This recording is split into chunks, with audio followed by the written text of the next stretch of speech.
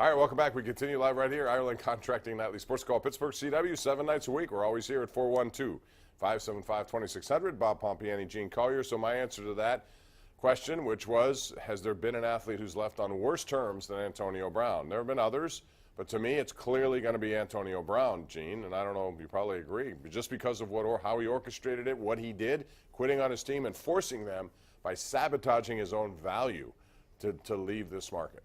Yeah, there's been nothing like this. I mean, people have left and people were mad about it. Barry Bonds, Bobby Bonilla, Ralph Kiner, Buddy Dial, Derek. I mean, Yager, as you said. Yeah. But no, nothing like this. This was absolutely crazy. Control room has voted over there, and they called me and said, Derek Bell, Operation Shutdown. That was a bad way to go. It was. It was. Fortunately, Derek Bell could not play, so it didn't. That's right. Antonio Brown, by the way, took out a billboard over at Lamar Advertising. You'll see it if you drive around, thanking Pittsburgh. So that's on, and you'll see it as you drive around Pittsburgh with Antonio Brown. Let's go to the line and see what people have to say. Herb in Renfrew. What's up, Herb? How you doing? Hi, Bob and Gene. Thanks for taking my call. Sure. And what I'd like to do is get your opinion on this with the Steelers going forward here without the firepower, losing Bell and Brown. Do you think Ben will become more of a game manager than a gunslinger this late in his career, kind of like John Elway was with the Broncos late in his career? Interesting question. Gene, what do you think about that? That's a good question. I think that might happen, but Ben will be very reluctant to make that transition. Once a gunslinger, always a gunslinger. But the Steelers are kind of under directive from Art Rooney II to run the ball, if not more, then more effectively, more efficiently. And I think they'll move that way, at least at the beginning. Randy Fiegner is also a guy who likes to throw the ball around. So it'll be interesting to see how that comes out. Will he become more of a game manager? I don't know if he would go that far to be described as such. I think you'll see more of a 50-50 split, at least closer to 50-50, maybe 60-40 pass run. But I think they're going to rely on the run more, and it depends on what they do in free agency. We have a tweet here, Gene, from Craig on Twitter who says, will they get a receiver for Brown in terms of free agent? Will they sign someone? There are guys out there, and I think they'll bring in a veteran, and they'll also probably draft someone. Would you agree? Yeah, that's probably right. They'll probably get both. Those things are really hit and miss, but they're always available. All right, let's go to line 2. That's David in Butler. Hey, David, what's up? Hey, how you doing, Bob and Gene? Good, hey. Thanks. Good. Hey, I wanted to ask if you guys have given any thought to the recent players that have gone to the Cleveland Browns, that they're now going to be able to make it a rivalry again. Have you given that any thought? Yeah, and that's a good thing if they do, but I'm not willing to go as far as some people in Vegas are going right now, anointing this team as potentially a Super Bowl team. And the reason I say that, even though on paper they look really good with what they've brought in, they also have to go and do it. And there are a lot of people around the NFL after this experience here in Pittsburgh will say, well, see what happens? You can't win with diva players. That's what Cleveland brought in, a diva, right, and Odell Beckham Jr. So, well, time will tell, but I think it'll be good to get back to the old rivalry with the Browns. No, I agree. Thanks for the call, Gene. I think that would be good. Yeah. At this point, would you have to anoint them as the favorites based on what you see, with still the draft coming and other things? I'm not sure I could go that far. I mean, we've seen Cleveland put together some promise, time and again over the years. I would remind people that the Browns have a head coach who's never been a head coach at any level. They have a new defensive coordinator, a new offensive coordinator, and still a young quarterback. These things are going to take some time to put together. So I agree with Bob. I'm not ready to put them in the Super Bowl, but they won. Did they win 8? Yeah, well, they got 8-7-1. Right. Win 9, maybe 10.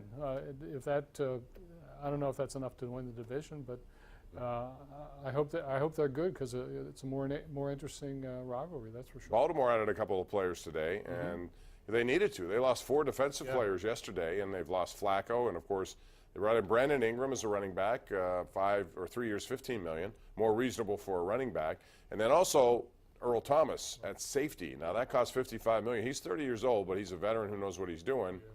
What'd you think of those moves? Well, Baltimore had to do something on defense. They were losing people left and right. And Earl Thomas is a good player, still in his prime. He'll definitely help. I don't know if that brings them all the way back, though. Buckaroo on Twitter at KD Pomp at Gene Collier. Buckaroo says, today on CNBC, Mike Francesa said the Steelers are still a better team without Bell and Brown. In other words, addition by subtraction. Do you agree, Gene? A better team than anybody else, or a better team than when? Probably their own, with their own comparatively. No, I don't agree with that. I think it's just only common sense the Steelers will not be as good. Line 4 we go. Ron in Bethel Park, you're on the sports call. Hey, Ron. Hi, Bob. Hi, Gene. Hey. I just wanted to say I don't believe that we're going to hear the last of Antonio Brown. And this is he started off today. They were supposed to have a news conference. He's a half an hour late for his news conference. 46 minutes late. Yeah, something like that. And Well, that's for him on time. yeah. He's on West Coast Antonio Brown time, or Mr. Big Chest time, or Mr. Inflated Chest time.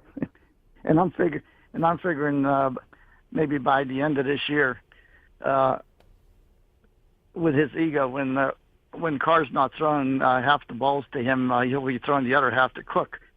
And so I'm just thinking that he'll start a rent raise down there. I honestly think he'll be on his best behavior. Thank you for the call, by the way, for a while. But it will depend on how things go. You know, I think number one issue with him is money. Number two, close behind, are stats, Gene.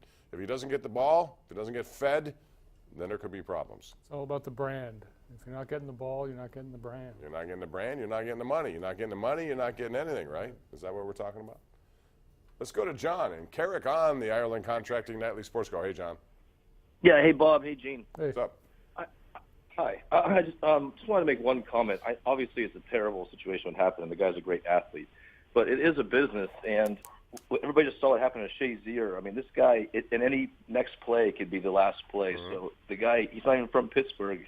Everybody wants him to win Super Bowls, but you're making it sound like Antonio Brown right? didn't have money. Antonio Brown had just signed a $68 million extension. So, you know, he still got $19 million of that guaranteed, plus what he had gotten in the previous deal. I do think his tactics were juvenile, for sure. Yeah, they were. And if it's really, truly a business, thank you for the call. Gene, if it's really, truly a business, the Steelers then by rights could say, hey, Antonio, we wish you well. We took a picture with you. You're now in Oakland. But it's a business, and therefore, your signing bonus, which we gave you when you signed this last contract with us, which still had years running, was for $19 million. It's prorated over the course of it. Therefore, we want money back. They could do that. They could do that. They could also, or at least up until yesterday, they could have said, well, no, you're going to be here. You're just not going to play. But the Steelers and Antonio Brown have a very, very complicated relationship. I'll say that. Yeah, but he was providing most of the complications, and that, you know. Jim and Cranberry, what's up, Jim? How you doing? Hi, Bob. Hi, Gene. Hey, This is hey, I have a pretty good idea for the Steelers. Okay. The first two rookies that come into camp this year or make the team, I think they should get numbers 26 and 84. It won't take What do long. you think about that? It won't take long for those numbers to be filled, yes. I think that's a good idea. Good idea. All right, thank you. Let's go out to Tony in the Hill District. Hey, Tony, how you doing? Hey, Bob. Hi, Gene. How you doing? Hey, Tony. I want to say this. I noticed that all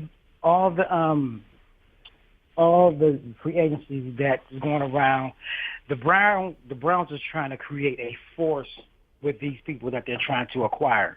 Mm-hmm. Now, my thing is if Odell Beckham Jr. goes to the Browns, do you think that's going to be a problem for the Steelers this year? Well, I was going to cover him and Jarvis Landry. I think that's a problem because if they're both playing with Baker Mayfield, who showed he was, I think, the most efficient slant passer in the NFL, and you put those running backs and that tight end, I don't know what their offensive line is going to be like because they traded Zeitler to get Olivier on the other side, Gene, but, I mean, that's a fantasy football team right there, isn't it? Yeah, that's a problem. So, yes, I do. I think Who would cover who, do you think? I mean, let's assume that Steve Nelson is their guy opposite Joe Hayden, because it ain't going to be Artie Burns. No, it probably will be Nelson. No, I don't know how they'll do that. I mean, it can be done, but who exactly is going to do it, I don't know. That's a tough one because last year Jarvis Landry had really good numbers all the way through, over 100 catches. We're going to take a break. Back with more after this. It's the Ireland Contracting Nightly Sports Call on Pittsburgh CW.